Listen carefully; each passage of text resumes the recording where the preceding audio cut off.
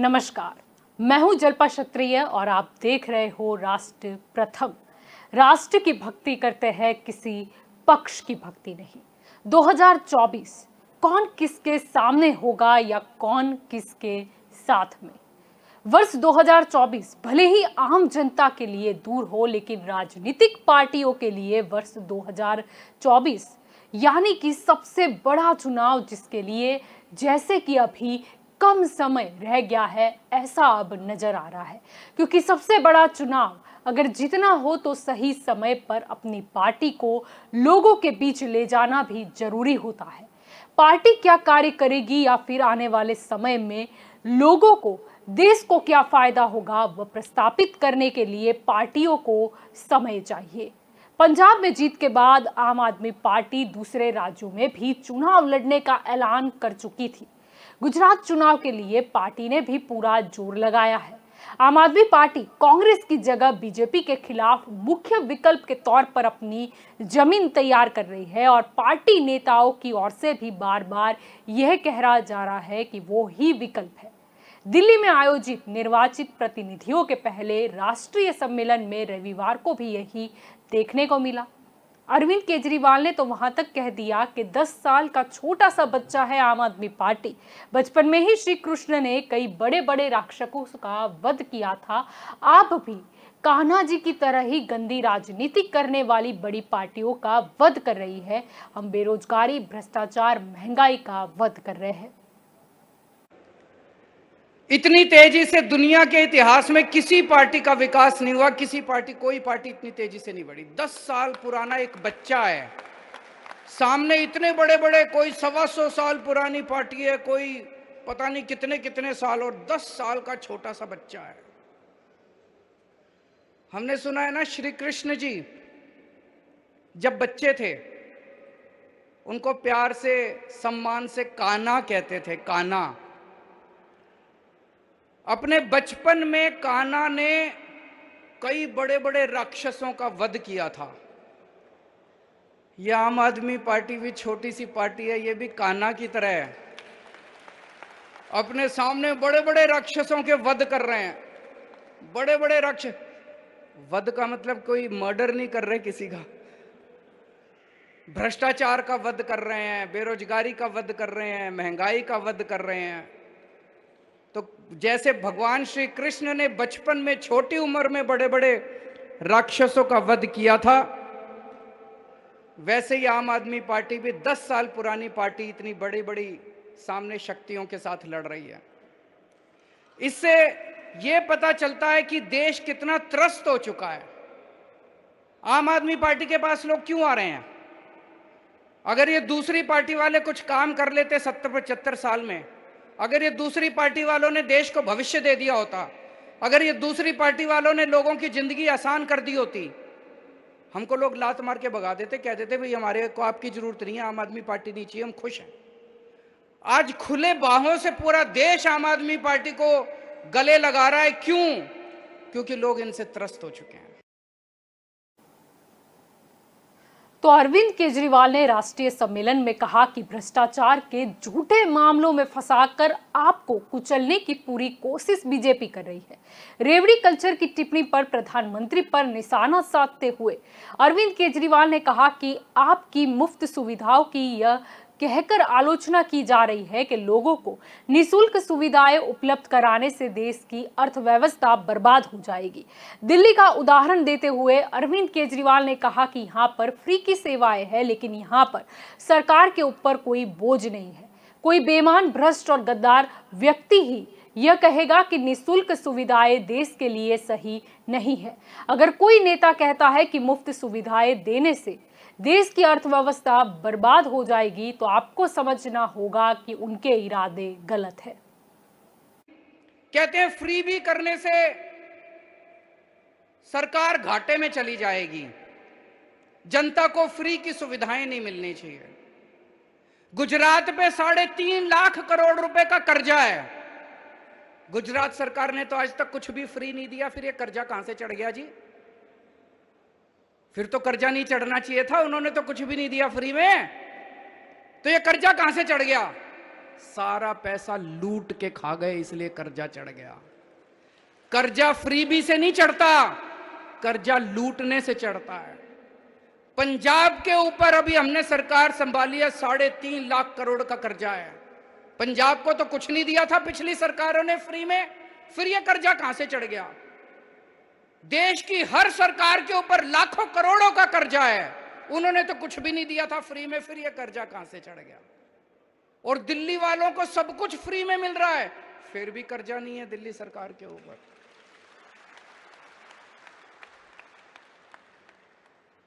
तो फ्री भी देने से कर्जा नहीं चढ़ता, फ्री भी देने से सरकारें घाटे में नहीं जाती। 2 किस्म की राजनीति है, एक वो जो सरकारों को लूटते हैं, देश को लूटते हैं, पैसा कमाते हैं, भ्रष्टाचार करते हैं, अपने परिवार के घर भरते हैं, 7 पुश्तों तक इन्होंने पैसे कमा रखे हैं, 7 पुश्तें इनकी घर बैठ के खाएंगी। और दूसरी वो राजनीति है जो फ्री में देती है सबको, जनता के भले के लिए, ईमानदार राजनीति। तो साथ ही केजरीवाल ने मीडिया को मद्देनजर बहुत बड़ी बात भी कर दी। आजकल ये मीडिया को भी खूब धमकियां दे रहे हैं। गुजरात में इन्होंने इतनी धमकी दी, किसी भी आम आदमी पार्टी वाले को डिबेट में नहीं बुलाना। शाम को डिबेट होता है, डिबेट में चर्चा होती है कि मनीष सिसोदिया ने भ्रष्टाचार किया कि नहीं किया, और उसमें आम आदमी पार्टी वालों को नहीं बुलाते। कांग्रेस और बीजेपी वाले आपस में बैठ के चर्चा करते हैं। ये कैसे हो सकता है? ऐसे धमकियां दे रखी हैं वहां पे। गुजरात में किसी अखबार में हमारा कुछ नहीं छपता, और फिर भी गुजरात के अंदर बल्ले बल्ले हो रही है, चारों तरफ आम आदमी पार्टी की चर्चा हो रही है, सोशल मीडिया से। प्रधानमंत्री के दफ्तर में एक सज्जन काम करते हैं, मीडिया एडवाइजर हैं शायद, हिरेन जोशी जी मीडिया एडवाइजर है। हिरेन जोशी जी हैं, एक मीडिया एडवाइजर हैं प्रधानमंत्री के। मेरे को कई एडिटर्स दिखा रहे थे, बड़े बड़े चैनलों के, हमारे देश के बड़े बड़े चैनलों के मालिक, उनके एडिटर्स, उनको क्या गंदी गंदी गालियां लिख के भेजते हैं वो। केजरीवाल को दिखाया तो ये कर देंगे, केजरीवाल को दिखाया तो वो कर देंगे, आम आदमी पार्टी को दिखाने की जरूरत नहीं है, आप अपने चैनल का दुरुपयोग कर रहे हो, हम तुम्हारा ये कर देंगे, वो कर देंगे, फलाना कर। क्या धमकियां दे रहे हैं वो? ऐसे देश चलाएंगे? ऐसे धमकियां देंगे? फिर फोन कर करके धमकियां देते हैं। मैं आज यहां से हिरेन जोशी जी को एक ही चीज कहना चाहता हूं, अगर किसी ने आपके स्क्रीनशॉट जो आप इनको मैसेज भेज रहे हो, इन्होंने सोशल मीडिया में डाल दिए, आप भी और प्रधानमंत्री जी शक्ल दिखाने लायक नहीं बचोगे इस देश के अंदर। और ये जो आप धमकियां देते हो ना, कईयों ने रिकॉर्डिंग करके रख रखी है आपकी, अगर किसी दिन किसी ने आपकी रिकॉर्डिंग सोशल मीडिया में डाल दी, शक्ल दिखाने लायक नहीं बचोगे। बंद करो ये गंदगी, बंद करो इस तरह से मीडिया को धमकाना। और अब केवल मीडिया के भरोसे नहीं रहा, देश ने सोशल मीडिया के ऊपर, जनता अब सोशल मीडिया के ऊपर आ गई है। सोशल मीडिया के जरिए ऐसे देश आगे नहीं बढ़ेगा दोस्तों। हम सबको मिलके भारत को दुनिया का नंबर 1 देश बनाना है। अब यह तो बात हुई आम आदमी पार्टी की, अब बात करेंगे कांग्रेस की। कांग्रेस की भारत जोड़ो यात्रा जारी है। राहुल गांधी के नेतृत्व में पार्टी के नेता और कार्यकर्ता जमीन स्तर पर लोगों से संवाद कायम करने की कोशिश कर रहे हैं।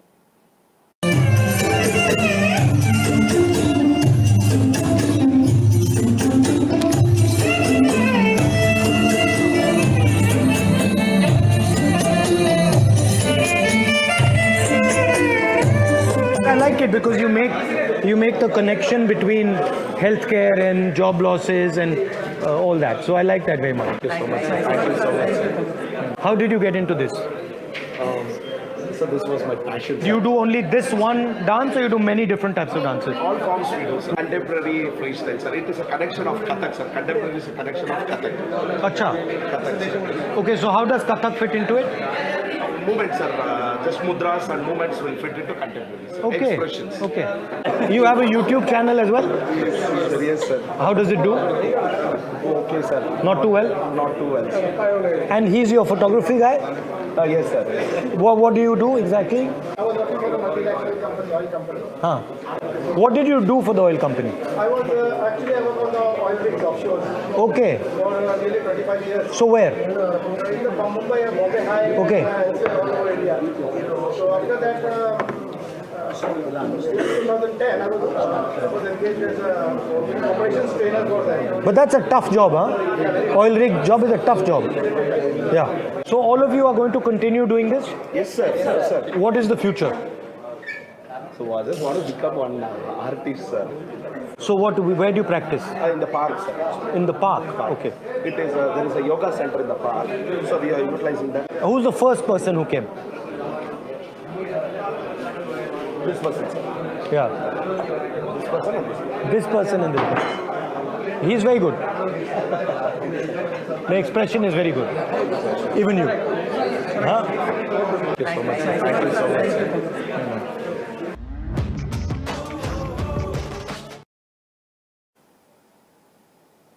कांग्रेस पार्टी ने तो ट्विटर पर यहां तक लिख दिया कि हारेगी नफरत और भेदभाव की राजनीति, जीतेगी प्यार मोहब्बत और सादगी, #भारत जोड़ो यात्रा। अब आम आदमी पार्टी और कांग्रेस दोनों ही भाजपा के सामने उतरने के लिए अपनी जमीन मजबूत कर रहे हैं, तो दूसरी ओर शरद पवार और ममता बनर्जी के बाद नीतीश कुमार भी सब विपक्ष को एकजुट करना चाहते हैं। यह तो हो गई भाजपा के सामने विपक्ष की बात, लेकिन अब भाजपा की बात करें तो भाजपा ने भी तैयारी कर ली है 2024 की, जहां एक और आम आदमी party make in India number 1 अभियान पर है, कांग्रेस भारत जोड़ो अभियान पर है, तो सामने भाजपा ने भी ट्वीट किया है कि नया भारत विश्व गुरु की जिम्मेदारी निभाता भारत, #विश्व गुरु भारत, और साथ में एक वीडियो भी शेयर किया गया। मैं मेरे आंख के सामने भारत माँ का वो रूप देख रहा हूँ, उस जगत जननी का रूप देख रहा हूँ। फिर एक बार मेरी भारत माता विश्व गुरु के स्थान पर विराजमान हो।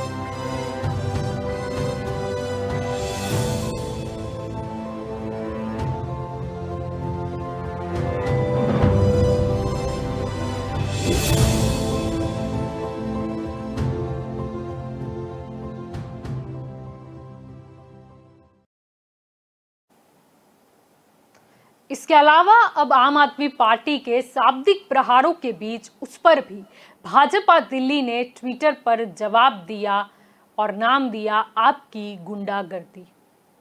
हमें किसी तरह का कोई डर नहीं है, पहले भी इतनी रेड हो चुकी हैं और रेड हो जाएं और गिरफ्तारियां हो जाएं, हमें इसका कोई डर नहीं है। इसे गिरफ्तार करना आप गिरफ्तार कीजिए, जब एजेंसीज आएंगी हम उनका खूब मुस्कुराहट के साथ स्वागत करेंगे, उनकी खूब आवभगत करेंगे।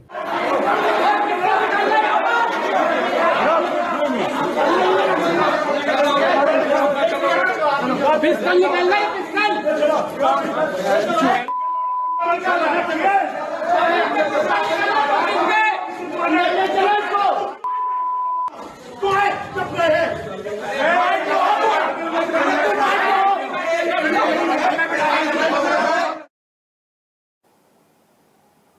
अब ऐसे तो देखा जाए तो कांग्रेस मुक्त भारत का नारा तो बहुत पहले ही भाजपा दे ही चुकी है।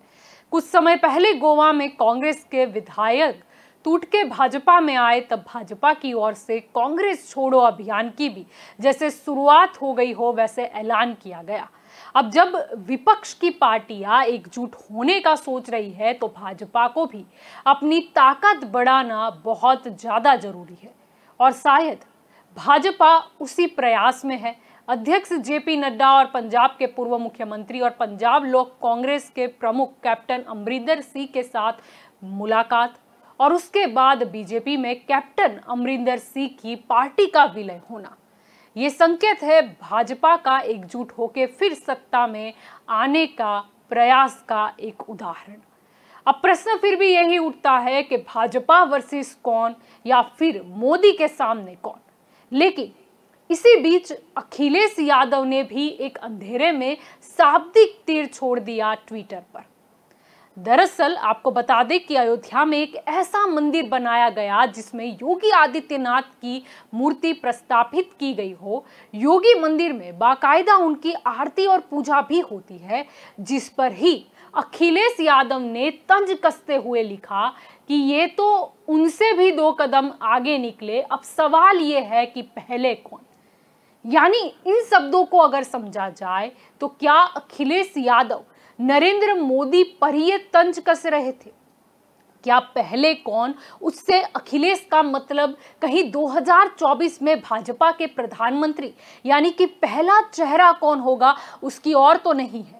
वैसे तो रिकॉर्ड तोड़ते हुए दोबारा यूपी सत्ता में वापसी करने वाले मुख्य प्रधान योगी आदित्यनाथ का बढ़ता कद और उनकी लोकप्रियता और उनके फॉलोवर्स का उनको अब देश के सबसे बड़े पद पर बैठाना की चाहना रखना कुछ तो इशारा वैसे कर ही जाती है। लेकिन हाँ, नरेंद्र मोदी की तरह एक दमदार चेहरा कौन बनेगा या फिर बन पाएगा, 2024 में किन किन के बीच ये लड़ाई होगी।